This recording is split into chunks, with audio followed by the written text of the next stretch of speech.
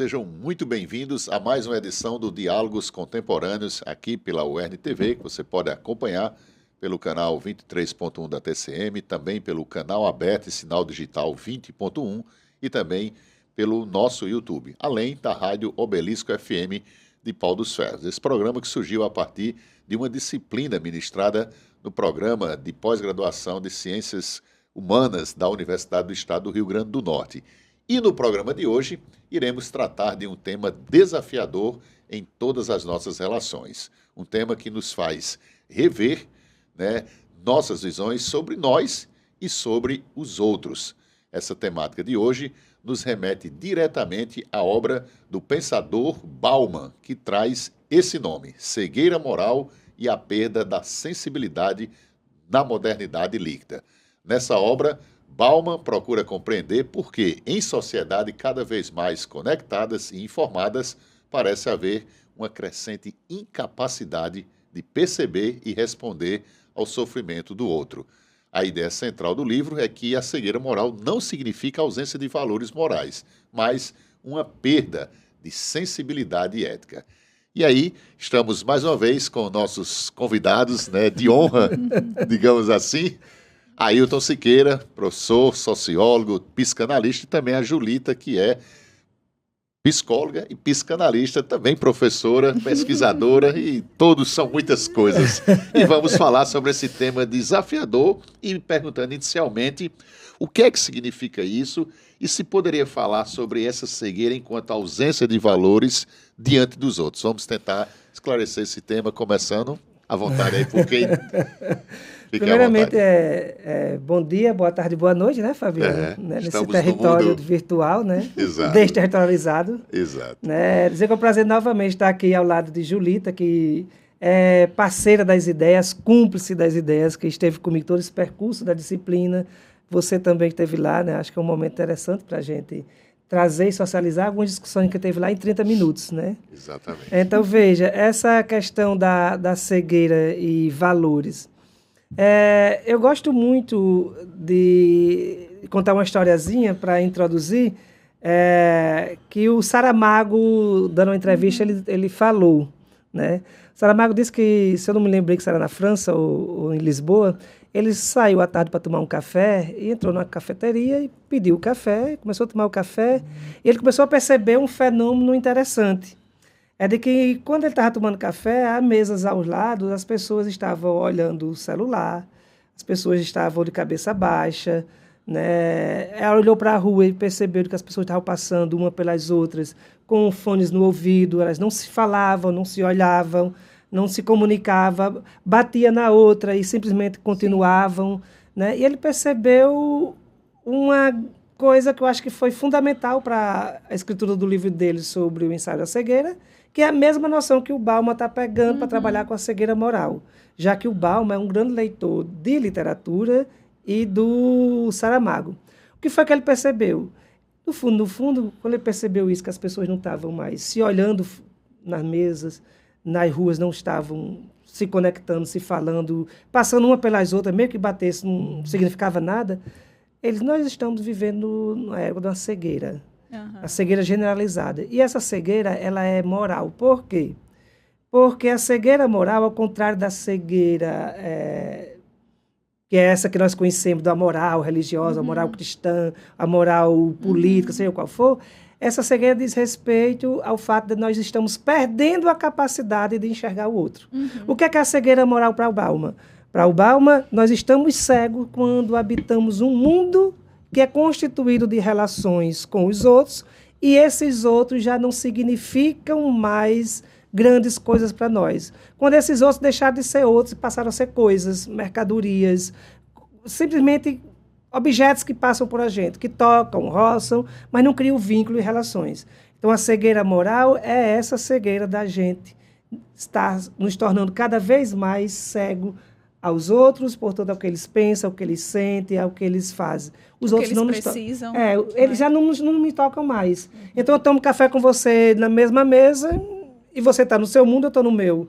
A gente passa na rua, na calçada, não se importa para um mendigo que está pedindo esmola, não bate com outra pessoa no ombro e não pede desculpa. Então, essa cegueira, nós estamos cegos de humanidade. Antes de Julita falar, já que você falou numa coisa de ser invisível o outro, os casais hoje, por exemplo, quando estão em muitos estabelecimentos que ficam um longo tempo sem se conversar, como que se cada um tivesse no seu mundo. Isso é um tipo de cegueira diante do outro, Ailton? Na concepção do Bauman, se você pegar, sim uma das manifestações da cegueira moral.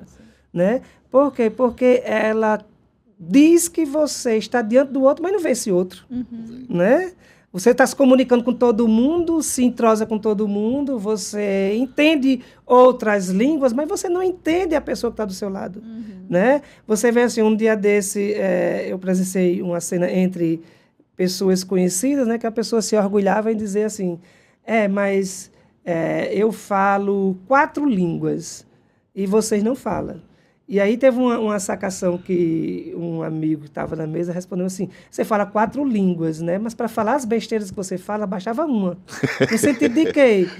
Mas assim, não adianta você falar muitas línguas se você não entende a língua dessa pessoa que está próximo de você. Exato. Porque conexão você pode ter com quem está longe, mas relação você só tem com quem está perto. Né? E nós estamos cada vez mais procurando conexões. E as nossas relações, elas estão acontecendo no mesmo patamar.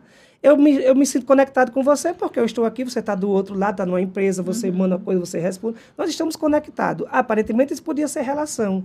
Mas não existe relação onde não tem sensibilidade, onde não tem afeto, onde não tem cumplicidade, onde não tem troca de coisas para além do que é mecânico, do mercadológico. Se as relações nossas estão no âmbito do que é mercadológico, do que é mecânico, do que é eficaz, do que eu dou e do que eu recebo, isso é negociação, mas não é relação no sentido de que o Bauman está trazendo, da relação de sensibilidade, do afeto, porque essas constroem relações, né? Então, é mais ou menos nesse contexto que se coloca essa cegueira. Eu sou cego para o outro, porque eu também sou cego para o que eu posso sentir sobre ele. Eu sou cego para o que ele sente sobre mim. Né? E, Julito, o que é que você acha que faz com que as pessoas vendem os olhos, assim, tapem tudo e não vejam esse outro? Primeiramente, bom dia. Boa tarde, boa noite. Boa tarde, boa noite, horário que, né, quem estiver nos assistindo... O importante é que seja bom, né? O interessante é que essa conversa, essa troca entre a gente aconteça, né? E penso que sim, a gente chega num momento importantíssimo que é a gente poder falar sobre isso, né? Sobre essa questão da cegueira. E quando você me pergunta por que as pessoas vendam os olhos diante dos outros, eu penso sobre o que é que esse outro, né, diante do qual eu vendo os meus olhos, está dizendo também sobre mim. Sobre aquilo com que eu não me importo mais, né? Ou que eu não chego sequer a me importar. Né? De certo modo, o que é que aquele outro denuncia sobre esse contexto social do qual eu faço parte também. Né? Então, e também, principalmente, sobre por que é tão difícil bancar relações de fato. Né? Como a Ailton colocou, eu posso estar conectada com uma pessoa que está lá do outro lado do oceano, está lá do outro lado do mundo, mas eu não estou me relacionando de fato com a pessoa que está aqui do meu lado.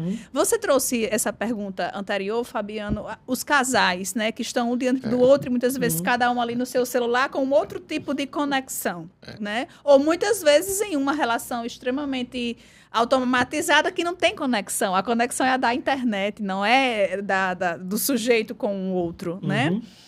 Então, quando você traz esse questionamento, eu fico pensando muito nesse sentido também. O que é que, na verdade, não se quer acessar? Porque, de fato, as relações, de um modo geral, elas estão muito automatizadas, elas estão muito pautadas numa perspectiva mercadológica, como a Ailton bem trouxe, né? A gente escuta tantas pessoas falando, eu fui para uma consulta tal, o profissional que me atendeu sequer olhou para mim. Exato. Né? Olha, aparece ali exclusivamente no resultado de um exame, mas não necessariamente interage comigo. Muito mecânico, né? Então, assim, a gente vê em diferentes contextos, cenários, né? E personagens do nosso cotidiano, o quanto que realmente há uma distância, né, entre uma pessoa e outra, entre um sujeito e outro, como se não pudesse acontecer uma interação e uma relação propriamente dita. E é uma coisa interessante, né? Estamos juntos e, ao mesmo tempo, separados uns dos outros, né? Porque relação não é isso que se constitui quando as pessoas se juntam. É quando elas interagem. Se você pegar 10 pessoas e colocar numa sala, elas estão juntas, não quer dizer que tenha relação entre elas. A relação é aquilo que nós estabelecemos entre nós, que diz respeito à ordem da convivência, do que nós sentimos, dos acordos que elaboramos, dos nossos desafetos, dos nossos afetos. E aí tem relação. Das frustrações. Então, assim, você perceba que relação não se estabelece em cima do que é quantificado, do que é palpável. É em cima disso que é subjetivo, que tece essa teia entre eu e você, que é uma teia invisível, né? Mas a gente percebe que tem uma certa correspondência, por mais conflituosa que seja, né? Então, assim, não existe conflitos que não sejam, portanto, relacionais. Exato. Né? Todo conflito, se eu estou em conflito com você, implica que eu tinha uma relação com você, ou que tem uma relação que está em crise. Ou, no mínimo, que também que a nossa relação importa. Né? Para que esse conflito aconteça. Quando você falava isso, eu também lembrei de uma palestra do Eduardo Gianetti que eu assisti. O Gianetti, ele é economista e ele hoje se identifica como filósofo, né? E ele tem um livro maravilhoso que eu aproveito para deixar aqui também a recomendação da leitura, que se chama Auto-Engano. E aí, nessa palestra do Gianetti, né, ele contou que, olha, no meu quarto é Wi-Fi Free Zone. Porque a partir do momento que ele entra no quarto dele, ele vai se relacionar com ele mesmo, ele vai se relacionar com quem estiver ali com ele. E o pessoal que estava na plateia, né, todo mundo, como assim? Né? Porque, enfim, além de que ele não tem rede social. Então, trocar uma ideia com o Gianetti, você precisa mandar um e-mail, uma coisa assim, até chegar o momento que ele lhe responda.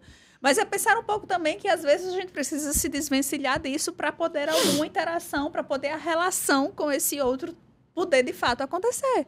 Eu fico pensando nessa questão da cegueira moral, Julita, e vejo assim, a questão principalmente dos menos desfavorecidos. Por exemplo, as pessoas moradores de rua, as pessoas que chegam para lhe pedir uma esmola.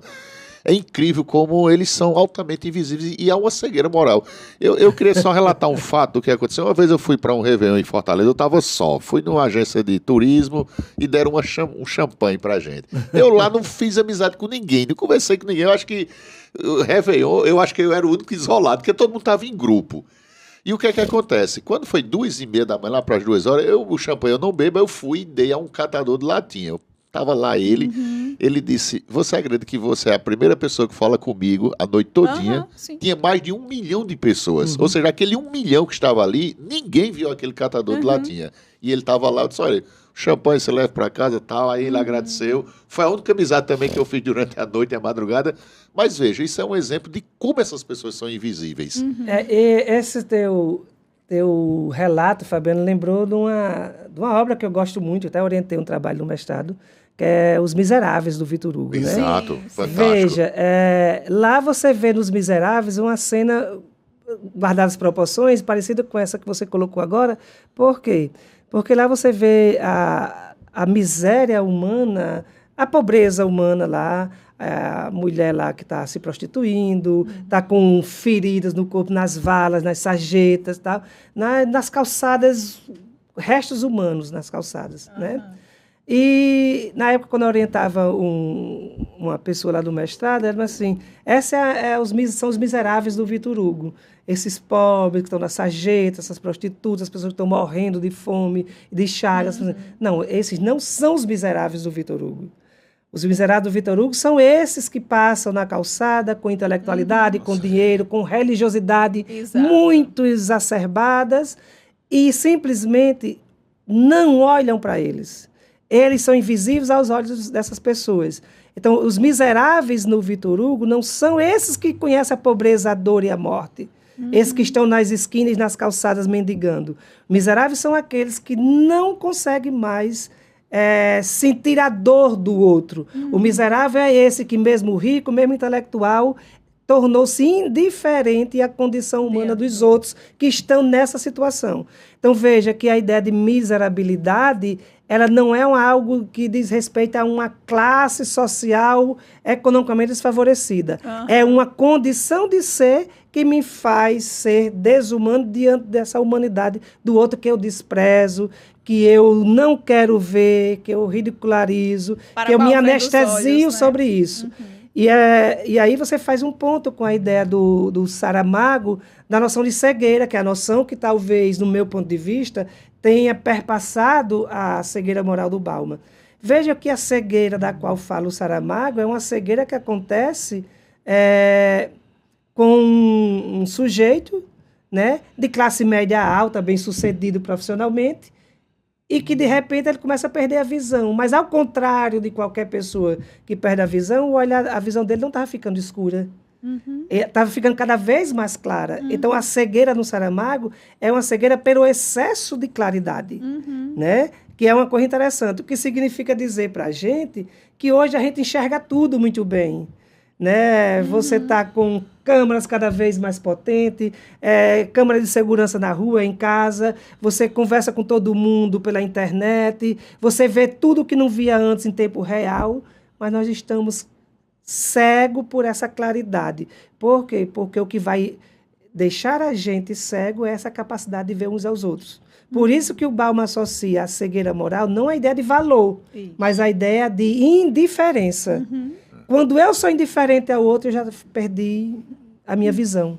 Né? Por quê? Porque a visão ela é humana. E se não tem o outro para eu ver, no fundo eu também não me vejo. E eu não percebo que saí da esfera dos relacionamentos humanos. Ô Julita, e como é que é possível viver uma sociedade, digamos, moralmente cega? Que desafio é esse? É um desafio gigante, né?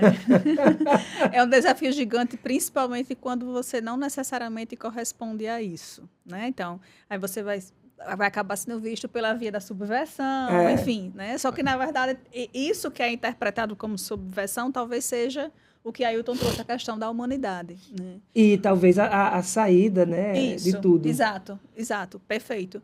Então, quando você traz assim, como viver, né, numa sociedade pautada nessa perspectiva da cegueira, eu fico pensando que a gente precisa, na verdade, combater, né, para que nós possamos existir. Né? Porque, como a Ailton bem colocou, a questão da cegueira tem muito a ver com essa perda dessa sensibilidade, com essa perda desse senso de humanidade que faz com que você perceba o outro e com que aquele outro realmente ele, né, possa ser reconhecido, visto e validado por você, independente da condição que ele se encontre. Né? Mas a gente percebe isso de diferentes formas. Você trouxe essa questão, né, de uma pessoa que estava ali, o catador, num festejo, tarará, enfim. Gente, no nosso dia a dia, né? Quantas e quantas vezes a gente realmente, por estar realmente nessa perspectiva tão automatizada da nossa vida, que a gente fala tanto na correria, na falta de tempo, tarará, enfim, o quanto que isso também implica em a gente passar e não perceber o outro. E não querer ser percebido também, muitas vezes. Júlia, a relação que se estabelece entre a visão e a sensibilidade. Veja, por que eu não quero ver, Fabiano, o mendigo? Por que eu não quero ver certas coisas? Porque ver implica em sentir. Eu saber sinto, também, né? Tomar conhecimento. Assim, quando eu vejo, eu sinto. Então, se eu não vejo, parece que a coisa não existe. Né? Se eu então, vejo... assim, aquele vai assim... o coração não sente o que os olhos não veem. Então, o que esse provérbio popular está dizendo é que quando eu vejo, eu sinto. Quando eu vejo, eu me envolvo de certa maneira. Eu tenho que ter uma reação. Eu tenho que ter uma reação, porque a visão é a forma que eu tenho de me orientar no mundo, de elaborar meus mapas, minhas relações, escolher o que... Então, assim, se não tem a visão... Eu vou confiar em quê para isso? É confortável não ver. É extremamente confortável, porque né? A partir do momento que você vê, você talvez passe a ter uma responsabilidade maior sobre aquilo. Você não pode ser indiferente. Exato. Você passa a saber que aquilo está ali, que aquilo existe. Né? Agora, perceba. Você fingir que não vê aí é diferente de você realmente não ver. Exatamente. Né? E a ideia que nós estamos trabalhando é que você está fingindo não ver, porque você está fingindo não sentir. Exato, né? exato. Porque, no fundo, o princípio de realidade não vai acabar com essa sua fantasia, né? Mas ele vai... Essa fantasia tem um preço a pagar até quando você vai sustentar isso. Por quê? Porque qual é o grande preço que a gente paga quando não quer ver? É que você vai perdendo a visão de si próprio. Esse é o paradoxo. Quando eu não vejo mais o outro, eu não tenho mais o outro também para me ver. E não me vendo, quem é que eu me torno? Né? Quem eu serei? Os outros são invisíveis. mas eu também vou ganhando uma certa invisibilidade porque eu vou perdendo a noção de mim mesmo. É mesmo. Né? Com relação a esses tempos modernos que a gente fala aqui, diálogos contemporâneos, hoje, em outros programas, inclusive, a gente vê essa necessidade que as pessoas têm de ter o físico, o material. Essa materialidade, de certo modo, contribui para que a cegueira ela seja mais evidente, ou seja, o materialismo, de um modo geral, faz com que eu viva atrás dessa coisa de ter e não veja o outro. Por exemplo, quem está ali abaixo de mim, na escala, digamos, econômica, seria um dos... Talvez seja, né, um dos elementos. O materialismo. Mas sem dúvidas, mas eu não diria que seria o único, né? Sim. Eu vou pedir perdão porque eu não vou lembrar do autor, mas eu li uma coisa semana passada que dizia mais ou menos assim, deve ser muito triste você dar valor às coisas porque as coisas não sabem que você existe, né? Então, quando você fala sobre essa questão do materialismo, né, dessa coisa do ter, que é muito forte no nosso contexto, sim, porque talvez isso faça com que você, essa busca pelo ter, né, ela atropele as relações, né, ela de certo modo se sobreponha às pessoas, né, então isso pode contribuir para essa questão da cegueira, mas eu não diria que é o determinante ou que é a causa única. Mas veja, eu acho que o que o Júlio está falando, acho que é bem sério isso, né? Que você traz essa pergunta e você coloca a gente diante do paradoxo que a gente tem durante muito tempo, que é entre ter e ser. A gente sempre tem uma busca em ser alguma coisa para o outro e para si mesmo. Só que a gente tem medo do que pode se tornar, de ser. E aí, nesse mundo que virou materialista, capitalista, utilitário, prático, nós estamos cada vez mais inseridos na lógica mercadológica e aí a gente está querendo agora encontrar na mercadoria, na coisa, no que é objetivo, palpável, no que é prático e material, no ter aquilo que nós somos. Então, são coisas que se relacionam, mas são completamente diferentes. Distintas. Uma coisa é você ter, e por mais que você tenha, por mais que você acumule, por mais que você adquira certas coisas materiais, pode dar para você riqueza, mas a pobreza do ser pode estar sendo constituída. Inclusive, psicanaliticamente falando, enquanto mais você tem, menos você é, no sentido de que o ter, ele está cumprindo uma função que é de preenchimento de um certo vazio do ser. Né? E que nunca vai ser preenchido. E que nunca vai ser preenchido. Então, você vai buscar, muitas vezes, compensações e satisfações na ordem do tempo, que é mais prático, é mais fácil ser valorizado. Então, quem é que você é? Eu sou o que eu tenho. E não aquilo que eu realmente sinto, aquilo que eu realmente... acredito, né? Exatamente.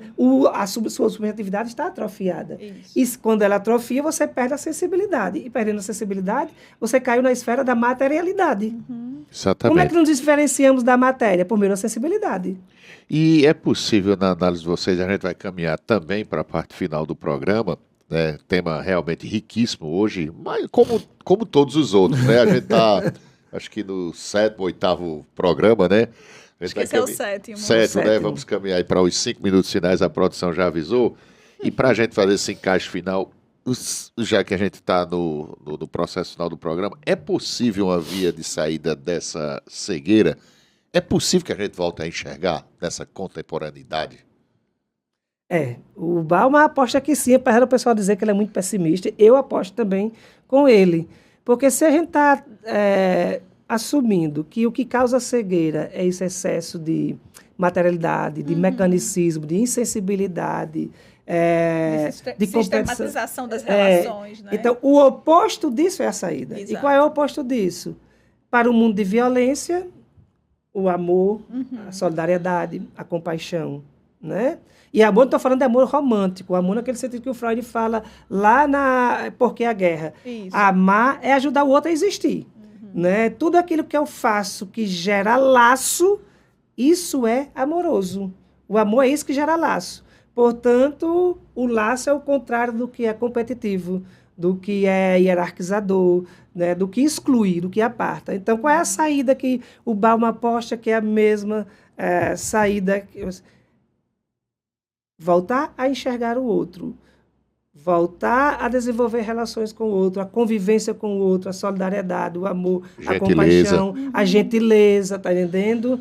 As pessoas estão Cuidado, deixando, né? o cuidado, tá entendendo? A compreensão e, sobretudo, a escuta. Porque a O escuta, observar, no né, gente? mundo, todo mundo está falando, mas ninguém se escuta. A escuta não é uma coisa somente clínica, é uma coisa necessária em qualquer relação, porque se eu não escuto o outro não existe para mim. Se eu não escutar você, tua pergunta, se você não escutar a Julita, se a gente não se escutar os três, não há diálogo. Se não tem diálogo, não tem relação. Todas as nossas relações são constituídas, atravessadas por diálogos, no sentido de que é essa interação, onde eu não preciso concordar sempre, mas eu preciso escutar sempre.